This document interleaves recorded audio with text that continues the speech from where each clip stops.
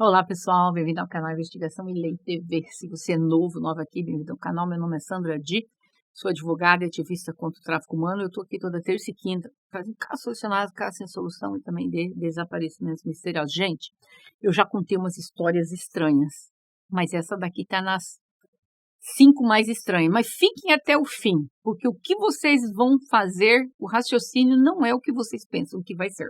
Deu para entender? Fiquem até o final, porque vocês vão se chocar. Mas antes disso, pausa. Deixe o like aí antes que vocês esqueçam, por favor.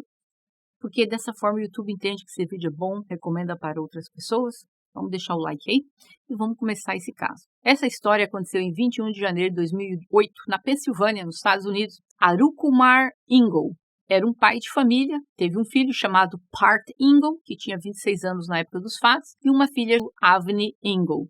E eles moravam em Pottstown, na Pensilvânia. Arukumar era casado com Bivanaben Ingle. Era um casal de imigrantes que eles acabaram imigrando algumas décadas atrás para os Estados Unidos, um casal que veio da Índia. Arukumar trabalhava como engenheiro da Boeing e a Bivanaben era dona de uma franquia de uma loja de sanduíches famosas que é nos Estados Unidos chamam de 7-Eleven. Eles tinham uma vida muito confortável. Anos antes deste acontecimento, o Arukumar começou um caso com uma outra mulher. E a mãe do Pértil pegou, o marido traindo. E o Arukumar disse que esse caso não significava nada e que ele ia parar de fazer isso agora mesmo. Então a mãe do Pértil perdoou para manter a família unida. Mas apesar dela perdoar o marido, no fundo ela nunca mais confiou nele. Ela acabou pedindo ajuda do filho para basicamente vigiar o comportamento do pai. Ela pediu ao filho para colocar um software no computador do pai para ela espionar através desse software o que ele estava fazendo, com quem ele estava falando para ler os e-mails dele, toda a atividade dele na internet. O Part não se sentiu bem em instalar o software espião no computador do seu pai, mas ele achava que essa era a única maneira da sua mãe conseguir realmente seguir em frente e ele assim o fez.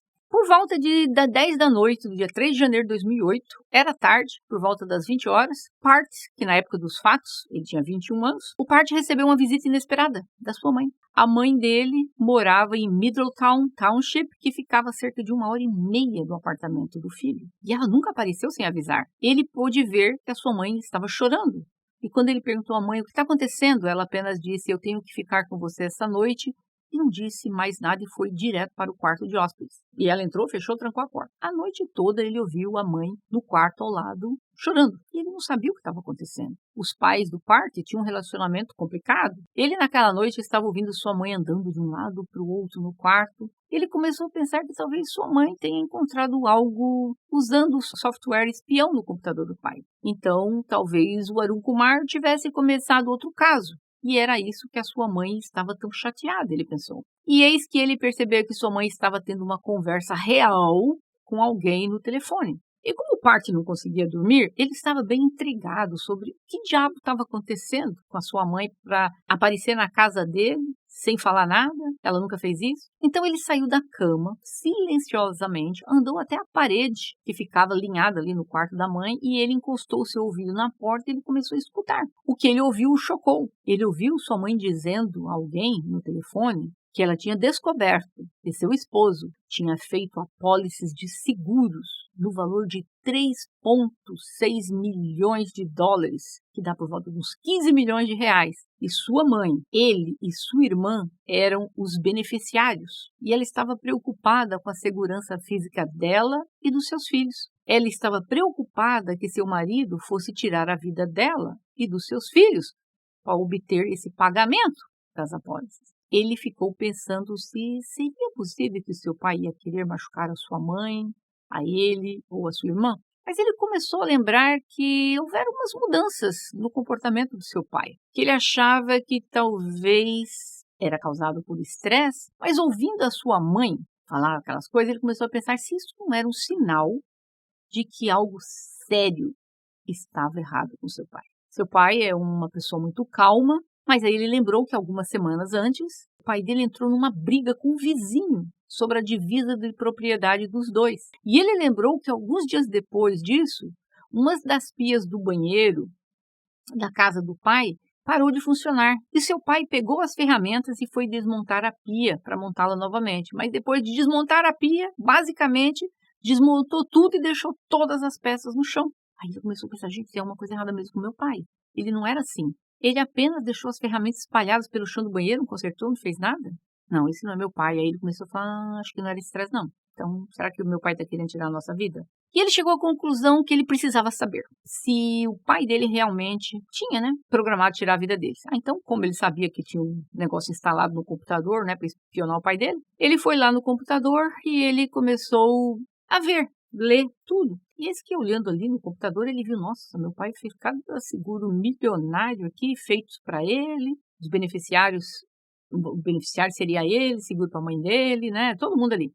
Mas também tinha um seguro ao contrário, a família recebendo se algo acontecesse com ele, mas também se acontecesse com ele, a família recebendo. Então, ele pensou, bom, não tem nada demais aqui. Mas ele descobriu algo que chocou. Uma papelada com um monte de coisa fraudulenta. Haviam fotos de passaportes do seu pai, mas havia um pedido de passaporte com o nome de outra pessoa. E ele pensou, mas como que meu pai está nesse passaporte com esse outro nome? Já sei, ele vai fugir, vai tirar nossa vida e ele vai fugir com o novo passaporte. Então ele chegou à conclusão que sua mãe não estava exagerando, que seu pai estava se preparando para tirar a vida dele, da mãe dele. E a mãe dele não queria contar para ele porque ela estava chorando tanto. Então eis que ele descobriu tudo. Ele leu os e-mails do pai, que o pai queria eliminá-lo, ele chegou a essa conclusão. Então, no dia seguinte, o Part foi na polícia, levando cópia de tudo. Mas a polícia disse para ele, olha, nós realmente não podemos fazer nada sobre isso, não é ilegal fazer apólice de vida para sua família.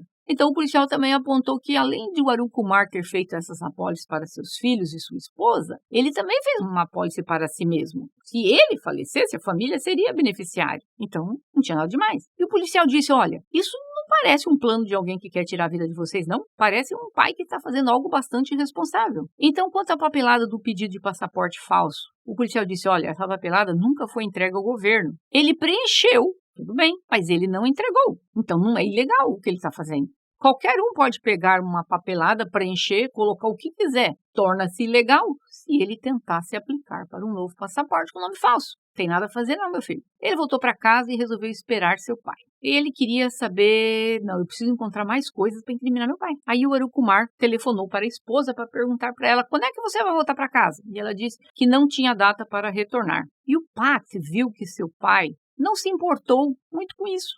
Aí o Pat passou horas no computador checando para ver se achava algo mais suspeito. Mas os e-mails eram vagos e ele, não sabendo tudo o que estava acontecendo, achou que seu pai estava envolvido com algumas pessoas duvidosas. E ele pensou então que talvez não eram eles que estavam em perigo, mas sim o pai dele. Então a mãe dele voltou para a casa do marido. E o Pat continuou checando o computador do seu pai. E eis que na manhã de 20 de janeiro de 2008, ele entrou no seu computador para verificar o computador do seu pai, usando aquele software, e ele viu um e-mail do pai dele para uma mulher. E naquele e-mail, seu pai dizia a esta pessoa que ele tinha um grande contrato chegando, muito dinheiro, mas ele ia ganhar muito dinheiro. E também havia no final desse e-mail ele dizendo para essa mulher que a amava. Imediatamente o Park pensou, ah tá, agora eu sei o que meu pai está tramando. Ele está tendo um caso com essa mulher. Ele fez uma apólice de seguro, sendo ele o beneficiário dessa fortuna. Ele vai tirar nossas vidas e vai se juntar com essa mulher. Porque ele pensou, que grande contrato seria esse chegando? Que o pai mencionou no e-mail. Ah, só pode ser apólice de seguro. Agora está claro que esse dinheiro vai vir da apólice. E quando ele disse que leu uma mensagem, o deixou mais perturbado. A mensagem dizia assim para a mulher, que seu avô, o avô do Park, né, seu avô havia falecido. E ele estava dizendo a essa pessoa que ele iria ao funeral do seu pai sozinho, que sua esposa e seus 2 filhos não foram convidados para esse funeral. Aí o Park ficou desolado pelo fato que seu avô havia falecido, mas aí ele lembrou-se, tá, nós não fomos convidados para o funeral do meu avô, já sei. É porque ele vai tirar nossa vida hoje e nós não vamos estar vivos para irmos ao funeral. Aí ele conectou tudo. Ele disse, meu pai vai receber uma grana imensa de um contrato. O contrato deve ser apólice.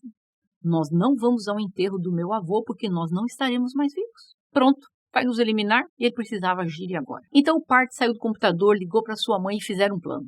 Ele iria confrontar o pai dele. a mãe ficaria no apartamento dele. Ele chegou na casa do pai, o Arup Kumar veio até a porta, abriu a porta, o Parth entrou de propósito, esbarrando no pai, e entrou dizendo, precisamos conversar.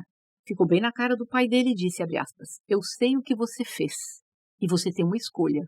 Ou você pode parar o que está fazendo e se tornar um homem de família, que você deveria ser, fiel à minha mãe, ou vou até a polícia e digo a eles o que você está fazendo e você vai para a cadeia.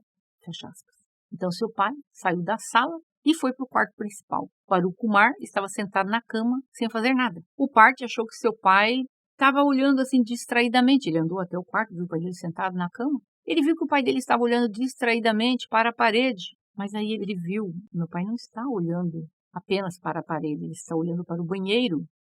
No banheiro, a porta estava aberta, no chão tinha aquelas ferramentas. E ele pensou, sim, as ferramentas que meu pai deixou naquele dia sem consertar a pia. E ele pensou, meu pai vai pegar aquela ferramenta maior agora e vai me atacar com ela. Mas aí a mãe do Parth chegou e gritou, ei, alguém aqui na casa?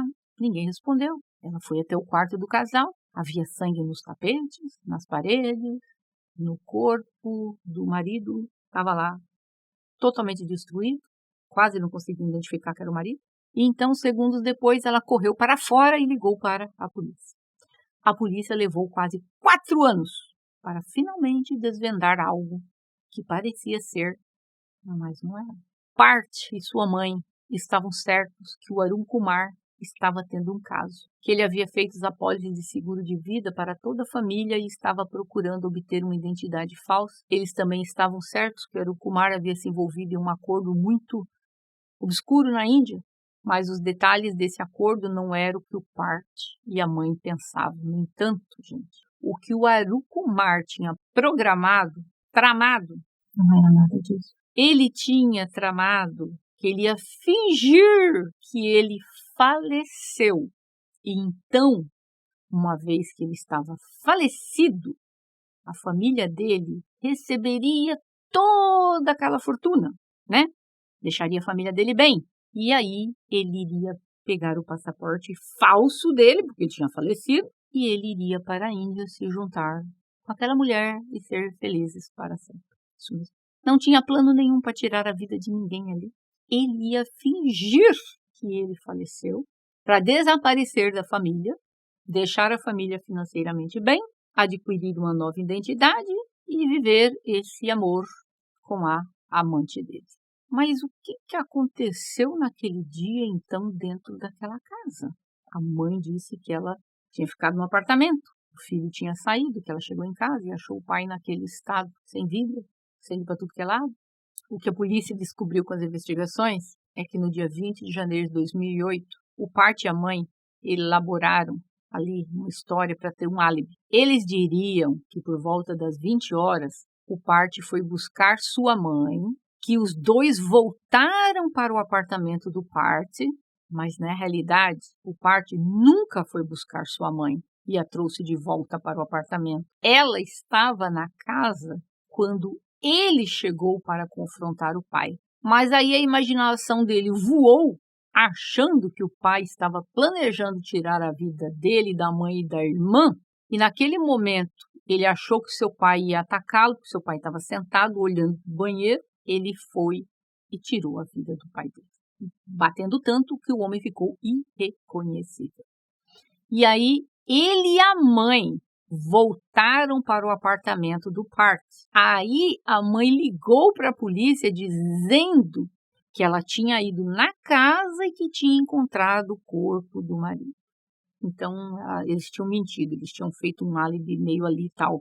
Nós vamos lá juntos, né? Para confrontar e tal. Só que, na verdade, a mãe não tinha ido junto. Ela não tinha ficado no apartamento. A mãe já estava na casa com o marido. O Parth só foi lá para confrontar. Chegando lá, ele achou que o pai já ia tirar a vida dos dois. Só que a polícia demorou 4 anos para conseguir colocar tudo isso junto. E aí o Parth e sua mãe foram presos. A amante do Arup Kumar testemunhou que ele iria fugir com ela, que ele ia fingir que ele faleceu para sua família e deixar um seguro de vida bom para os filhos e para a mulher dele. O Parth foi sentenciado de 33 a 66 meses de prisão mas cumpriu essa prisão apenas 364 dias. A mãe foi sentenciada a 10 meses de prisão, mas como ela já estava presa, quando saiu a sentença, ela foi colocada em liberdade logo em seguida. A advogada dela disse que ela ainda ama muito o marido dela e ela tem remorso por tudo que ocorreu. O par casou e tem um filho. Minhas considerações. Quando eu fui vendo esse caso, eu já estava com uma raiva do Arucumar. Meu Deus, o cara quer tirar a vida da família e tal. Eu fui que fui. E você pensar que nem tudo que você vê, lê, é exatamente como está. Tudo levava a crer na cabeça dele que realmente o pai iria tirar a vida deles, na cabeça dele. Fugir com outro nome e morar com a mulher. Só que, na verdade, como expliquei, não era nada disso. A pena foi justa? É difícil opinar num caso desse, porque não importa quais os motivos que fizeram você atirar a vida de uma pessoa. Se não é em legítima defesa, não tem defesa para isso. Um crime tem que ser penalizado com a pena máxima que existe. Mas, como eu falei, em caso de legítima defesa, você pode se defender usando de determinada violência. Ele acreditava que até na hora que o pai estava sentado olhando para as ferramentas, ele acreditou que naquele momento o pai iria pegar a ferramenta e iria atacá-lo. Então ele acabou tentando se defender, tirando a vida do pai. Tudo leva a crer, por todas as provas, ele não foi lá na casa com a intenção de tirar o pai dele de forma alguma. Não foi a intenção dele. Ele não foi lá, vou lá tirar a vida do meu pai porque ele vai tirar a nossa vida. Não, isso não ocorreu. Foram muitos peritos dentro deste caso. O que aconteceu? Ele e a mãe imaginaram tudo errado. Até no momento que ele achou que o pai ia atacá-lo, ele atacou o pai antes. Pode se qualificar como legítima defesa? Até pode. Se eu estiver em uma situação de perigo, que eu acho que uma pessoa está prestes a pegar alguma arma, alguma coisa, algum instrumento que possa tirar a minha vida, eu necessariamente não preciso esperar que a pessoa já venha para cima de mim com aquilo. Se eu tenho esta clareza, a pessoa vai pegar isso e vai me atacar, eu posso tentar me defender. E nesse caso usar até de força letal. Só que ele deu uma exagerada, né? Ele deixou o homem desfigurado. Que ali eu já acho que ele ultrapassou a legítima defesa. Eu achei 1 ano na cadeia pouco. Eu diria que ele fez tudo errado. Ele imaginou tudo errado, mas eu acredito que ele deveria, pela violência usada contra o pai, de tal forma ao ponto do corpo estar quase irreconhecível, eu teria aplicado para ele uma pena de 10 anos, né? E para a mãe, talvez de uns 5 anos. Como eu falei, nunca foi interesse dele e da mãe tirarem a vida do pai.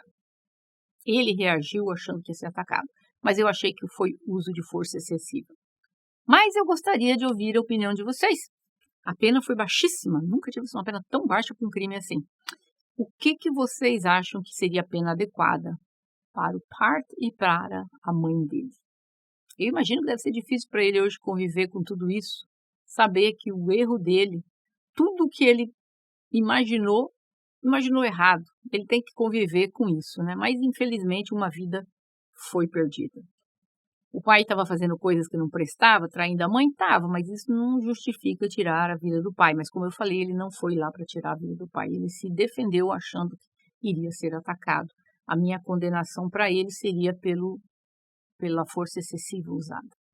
E eu gostaria de ouvir a opinião de vocês. Deixa aqui embaixo o que vocês acham que seria a pena adequada.